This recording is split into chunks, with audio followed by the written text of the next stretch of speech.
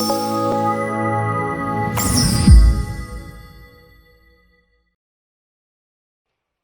మంది అంటున్నారు ఆయన అల్లుడు హరీష్ రావు గారు అంటున్నారు ఎందుకయ్యా ఎవరి నియామకం వాళ్ళ ఇంటికి పంపిస్తే సరిపోద్ది కదా ఇంతమందిని ఇక్కడికి ఎందుకు పిలవాలని నేను అడుగుతున్నా అయ్యా నీ కడుపు నొప్పి ఏందని నేను అడుగుతున్నా వీళ్ళందరూ మా తమ్ముళ్ళు మా చెల్లెళ్ళు వాళ్ళందరితో ప్రత్యక్షంగా కలిసి వాళ్ళ ఆనందంలో భాగస్వామ్యం తీసుకుంటే ఇంటికి వెళ్ళిన తర్వాత నాకు కంటి నిండా నిద్ర పడుతుంది బుక్కెడు బువ్వ వంట పడుతుంది ఎందుకంటే నా బాధ్యతను నేను నెరవేరుస్తున్నా అన్న సంతోషం నమ్మకం నాకు కలుగుతుంది ఎందుకంటే మీలాకటోళ్ళు లక్షలాది మంది కొట్లాడితేనే మీరు కట్టబట్టుకొని నిలబడితేనే ఈనాడు ఈ ప్రభుత్వం ఏర్పడ్డది మీ అన్నగా రేవంత్ అన్నగా ఈ రాష్ట్రానికి ముఖ్యమంత్రిగా బాధ్యత చేపట్టిన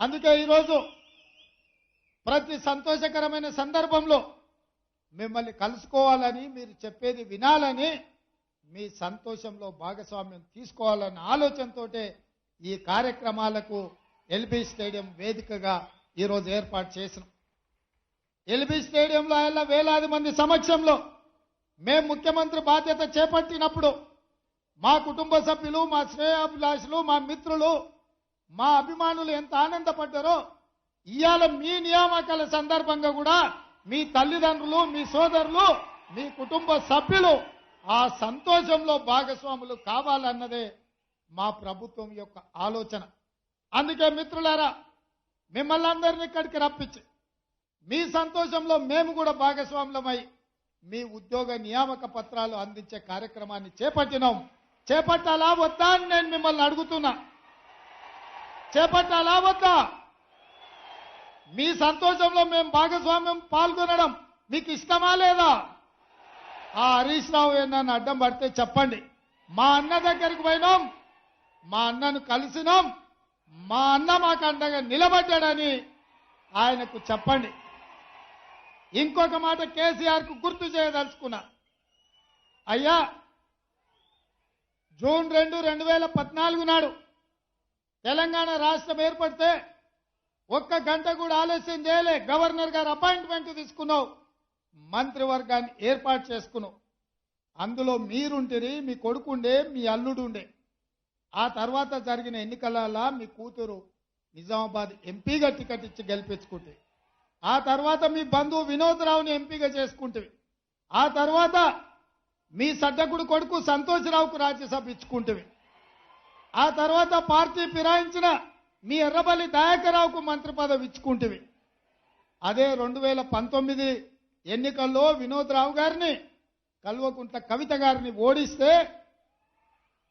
6 నెలలు కూడా ఆలస్యం చేయలే 100 రోజులు తిరక్క ముందే ఆయన కూతురుకు ఉద్యోగం లేకపోతే తండ్రిగా ఆయనకు దుఃఖం వచ్చింది కళ్ళల్లో నీళ్లు వచ్చినాయి కన్నబిడ్డను శాసన మండలి సభ్యురాలుగా చేసిండు ఆయన బంధువు వినోద్ రావును ప్లానింగ్ కమిషన్ వైస్ చైర్మన్ చేసుకున్నాం నేను అడుగుతున్నా మాజీ ముఖ్యమంత్రి చంద్రశేఖరరావు గారిని నీ కుటుంబ సభ్యులకు నీ బంధువులకు ఉద్యోగం లేకపోతే 100 రోజులు కూడా నువ్వు ఆగలేదే నీ కుటుంబ సభ్యులకు ఉద్యోగాలు ఇచ్చుకున్నావు కదా ఈ పిల్లలు ఏం పాపం చేసిండ్రు 3650 రోజుల నుంచి దాదాపుగా 10 సంవత్సరాల నుంచి ఉద్యోగ నియామకాల కోసం 30 లక్షల మంది నిరుద్యోగ యువకులు ఎదురు చూస్తున్నారు కళ్ళు కాసేలాగా ఈ రోజు నిరీక్షిస్తున్నారు ఎప్పుడైనా పిల్లల ఉద్యోగాల గురించి ఆలోచన చేసినవా ఈ రోజు మేము ఆ దిశగా ఆలోచన చేస్తుంటే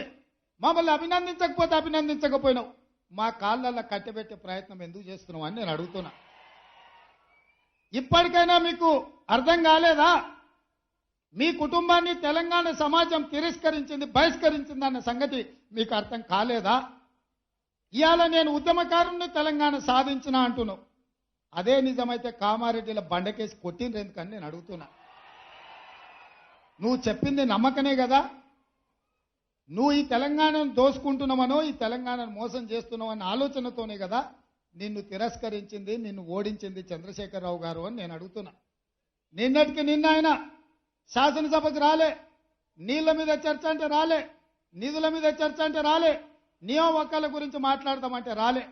కానీ నల్లగొండకు పోయి ఆయన బీరాలు పలుకుతుండు, పొంకనాలు కొడుతున్నాడు. ఏమన్నాడు ఆయన? పాలిచ్చే బర్రెనిచ్చి దున్నపోతుని తెచ్చుకుని. ఇవాళ శాసనసభలో అటెండర్ ఒక ఆయన ఎదురు పడ్డాడు. సార్ ఒక్క మాట అన్నాడు. నేను అందరితో మాట్లాడతా, మీకు తెలుసు కదా, ఎవరైనా వల్కరిస్తే ఆగిన. ఏంది స్వామి చెప్పని. సార్ మీరు ఒక్క మాట చెప్పాలి, ఇవాళ సాయంత్రం ఎల్బీ స్టేడియం పోతురు కదా అని. ఏం సంగతి చెప్పన్నా? ఏం లేదు సార్, మీరు చెప్పాల్సింది ఒకటే మాట, కంచర గాడిదని ఇంటికి పంపించి రేసు గుర్రాన్ని తెచ్చుకున్నారని మీరు చెప్పండి సార్ అన్నాడు. గత ప్రభుత్వంలో ఉన్న కంచర గాడిదను ఇంటికి పంపించి ఈ ప్రభుత్వంలో రేసు గుర్రాన్ని తెచ్చుకున్నారు. ఏ రేసుకు పోయినా ఆ గుర్రానిదే గెలుపు. ఆ కంచర గాడిదకు మళ్ళా అధికారం అనేది కలలో మాట అన్న సంగతి మీరు చెప్పాలి సార్, మీరు చెప్తే నేను ఇంటా అని చెప్పి శాసనసభలో ఉన్న ఒక అటెండర్ నాకు చెప్పిండు. గా అటెండర్కు ఉన్న ఇంగిత జ్ఞానం ఈ రాష్ట్రానికి ముఖ్యమంత్రిగా పనిచేసిన చంద్రశేఖరరావుకు ఎందుకు లేదని నేను అడుగుతున్నా. ఆయన అంట మళ్ళీ వస్తాడంట. ఎట్లొస్తావా? నీ నడవనికనే చక్కలేదు, నీకు నడవనికనే వస్తలేదంటివి, వీల్ చైర్లో తిరుగుతున్నాంటివి, ఎట్లకెళ్ళి వస్తావు అని నేను అడుగుతున్నా. ఒకవేళ నువ్వు రావాలనుకుంటే గిన్ని వేల మందికి వాళ్ళ ఉద్యోగాలు వచ్చిన వాళ్ళు ఊపుకుంటారా? వాళ్ళకు వచ్చిన నౌకరేంది? పోలీసు నౌకరే కదా, వాళ్ళు ఊకుంటారా? నువ్వు యాడికన్నా పోతే ఇవాళ ట్రైనింగ్ అయినాక రాష్ట్రం నలుమూలల ఈ యువకులే కదా ఉండేది. ఈ తెలంగాణను దోసుకున్న నిన్ను, ఈ తెలంగాణను నీ కుటుంబం కోసమే బలిచ్చిన నిన్ను ఈ పిల్లలు పోలీసులు అయ్యి లాఠీలతో 4 మోకాళ్ళ చిప్పల మీద కొట్టి తీసుకుపోయి లాకప్ లేస్తారు. ఇంతకాలం వాళ్ళ చేతుల పెత్తనం లేకుండే, ఇవాళ వాళ్ళ చేతులకే పెత్తనం వచ్చింది. ఎట్లా తిరుగుతావో తిరుగు. దానికంట ఆయన డైలాగులు కొడుతుండు, చంపుతారా సంపూర్ణని. నిన్నెవడు చంపుతాడా? సచినపావు. నువ్వు సచినపావును చంపనీకే మాకేమైనా పిచ్చా? నీ పని అయిపోయింది, కేల్ కథం, దుకాన్ బంద్. ఇక చిన్నగా మళ్ళా మొదలుపెట్టిండు సానుభూతి కథ.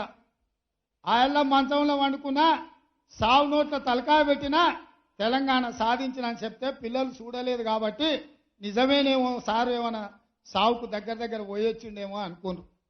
ఇవాళ నువ్వు ఆడే డ్రామాలు అన్నీ చూసిరు. ఉత్తప్పుడేమో బాగానే నడుస్తుండు, మీటింగ్కి రాగానే వీల్ చైర్లో కూర్చున్నాడు. మీరే చూసిరు కదా ఆయన నడిచేదిగిన.